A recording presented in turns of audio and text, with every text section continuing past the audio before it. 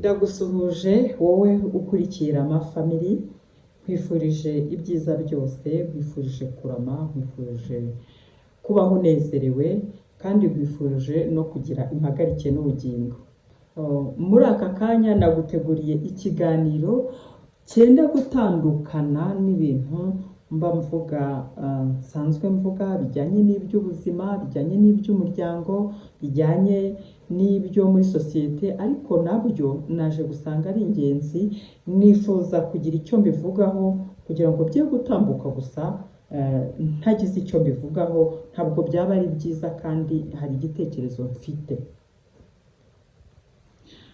Murabizi ko muri iyi minsi hari ibyabaye muri California, muri Los Angeles habaye ibyago, haba inkongi y'umuriro. Murabizi mwese, ni inkuru imaze iminsi ku binyamakuru bitandukanye, kuri social media n'ahandi.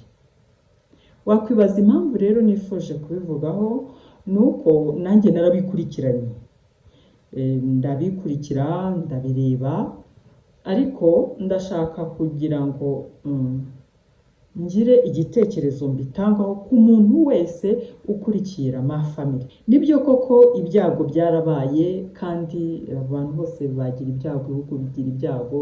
Kiriya ni ikintu gikomeye, kiriya ni igihombo giteye ubwoba, mbese birababaje, kandi dufashe mu mugongo abagize ibibazo hariya Los Angeles.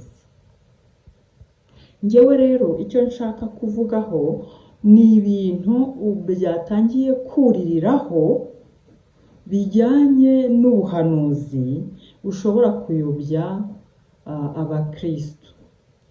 Nibyo, nubwo bwose hariya muri Hollywood bafite, ubona bafite ikibazo cyo iyo urebye amafilime yabo ubona barwanya ubukristo. Ntabwo namenya impamvu, ibyo ntabwo nigeze mbicukumbura, ariko nubikurikirana uzabibona. Ntabwo ubona bakunda ibintu by'ubukristo, kandi wagira ngo banabisuzuguye. Iyo banabirwanya ubona nta bwoba, ntawe ubakoma imbere baba bafite. N'uburenganzira bwabo nyine, buri wese aba afite amahitamo ye, ibyo ngibyo ntitubitindeho.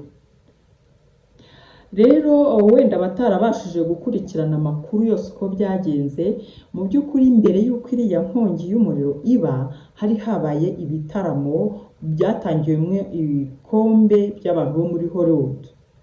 Abahawe ibikombe bose barashima, bagashima abantu babafashije kugera kuri ibyo bikombe, bagashimira ababyeyi babo batandukanye. Mbese buri wese yashimiraga umuntu wamufashije kugira ngo agere aho abageze. Biza kurangira rero hari MC cyangwa se wari wahostinze ibyo biganiro, n'umukobwa n'icyamamare birumvikana, yitwa Nick Gressa.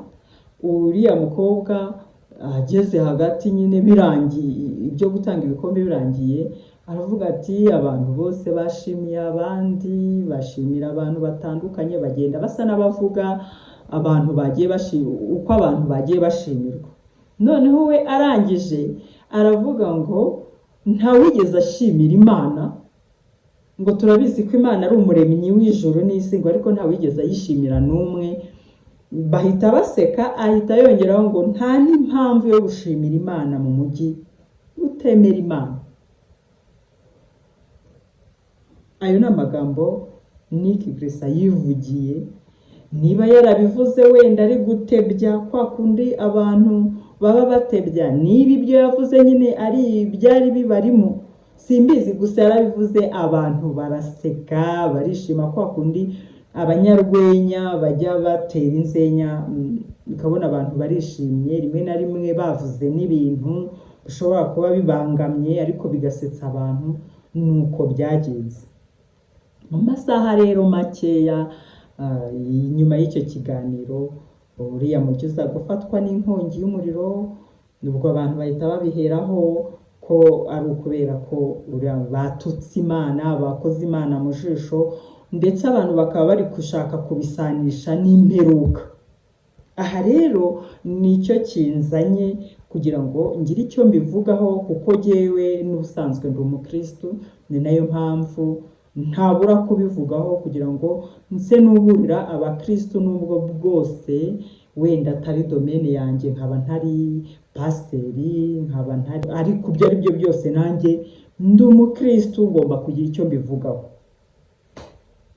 Rero ikigaragara ni uko bino bintu biraza kuzamukiraho uruyobe guteye ubwoba abakristo nitutaba amaso. Kubera iki? Urabona abantu batangiye, nimujya ku mbuga nkoranyambaga nyinshi, abantu batangiye kwiyitirira ko biriya bintu bari barabivuze, bari barabihanuye, ndetse bakavuga ko bari n'imyaka bari barabivuzemo. Ese wowe nkurikiye icyo kintu wari waracyumvise kwizashya? Kuko ibibazo kuba biriho, kuba hariho inkongi, kuba hariho ubwicanyi, kuba hariho imiyaga, kuba hariho ibyo byose byo ntabwo birindiriye ko umuntu abihanura. Ni Bibiliya yarabivuze, na Bibiliya yarabivuze. Ntabwo ari ngombwa rwose ko abantu baza bagatangira kubyiyitirira. Abo bantu bari kwiyitirira ibi bintu, dore icyo bashobora kuzabibyaho abantu ni ukugira ngo abantu babashyiremo icyizere, batangire kubizera, kugira ngo ejo nibazana n'ibindi n'ubundi buhanuzi bahite bizera bati ubwo yavuze biriya bikaba, niba ari kuvuga ni ukuri. Ariko ntabwo ndi bujye cyane mu by'imyizerere cyangwa se ngo njye mu bintu bindi bya kure, kuko byanze bikunze ndikumvwa n'abantu batandukanye. Ariko uko byagenda kose, mw'abantu mwe, hari ijambo ry'ukuri ryashyizweho, ni Bibiliya. Ibindi byose biza biturutse ku mpande, mujye mubyitondera, mujye mubyitondera. Ibyo abantu bari kubivuga mutangire mubyitondere, kuko ntabwo kuba Los Angeles hashya kuriya ntabwo ari cyo kimenyetso cy'uko imperuka ije. Oya, ntabwo ari. Ubundi minsi y'imperuka nimujya no muri Matayo ibice 24, mushatse mwahasoma mugahita mubona igihe ibihe by'imperuka byatangiriye. Tubirimo rero, icyaba uyu munsi, icyabaye ejo, ntabwo bikuraho ko ibyo bihe tubirimo. Aho kugira ngo duhange amaso, niyo nama ntanze, aho kugira ngo duhange amaso kuriya munsi w'imperuka ari wo dushishikaza, ahubwo niduhanga amaso kuri nyirawo, uwo nguwo uzaza kuri uwo munsi.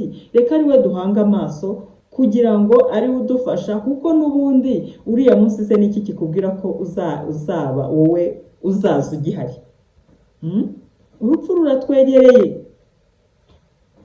Urupfu ruratwegereye kurusha imyambaro twambaye. Bityo rero, niba wumva koko ukwiye kuba witegura, itegure none, wirindire ibindi bimenyetso.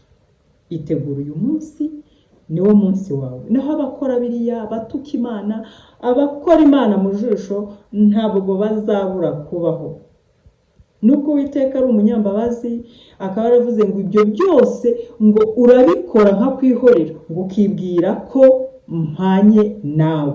Ibintu byinshi birakorwa byo gutuka Imana, byo gukoza isoni Imana ikihorera abantu, ariko umunsi ubu uzagera ibintu bigahindura isura. Bityo rero nsoze, ntabwo ndi butinde, nagiraga gusa ngo ngire abakristo bankurikiye be gukomeza cyane kumva biriya bintu ngo batangire kugira ubwoba, kuko ibi mbivuze kubera ko natangiye kumva ibihuha. Abantu batangiye kugira ngo yewe kana wamenye ibyabaye, wamenye se ko ibi bintu bimeze gutya na gutya, wamenye se ko hagiye gukurikiraho naha. Ibyo ngibyo ntacyo bikurebaho, kuko ntabwo wenda kubihindura, nta na kimwe wenda guhindura. Ahubwo wowe ubwawe ni wowe guhinduka, ugakora ibyo usabwa gukora ukiri muzima.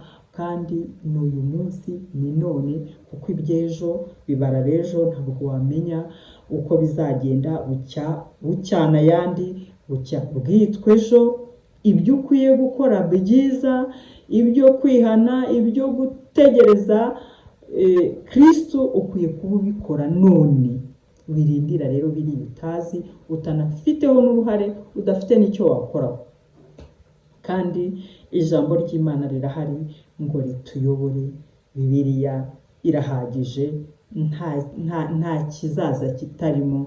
Ni ukuri, ntimukuke umutima. Uwiteka akomeza abane namwe, kandi mbifurije gukomeza kwizera, mbifurije gukomeza guhanga amaso Umwami Imana yacu, kuko ni Imana yo kwizerwa, kandi nta kintu kiba itamenyesheje abagaragu bayo. Ibi byose yabyandikishije mu ijambo ryayo, byongeye n'umwuka w'Imana urahari kugira ngo ukuyobore. Rero gerageza ubane n'Imana yawe bigishoboka, ushaka Uwiteka bigishoboka ko abonwa. Reka soze nkwifurije umunsi mwiza, kandi nkwifurije kurama, nkwifurije gukomeza kunezerwa muri iyi si itarimo ibinezeza. Birashoboka. Umunsi mwiza.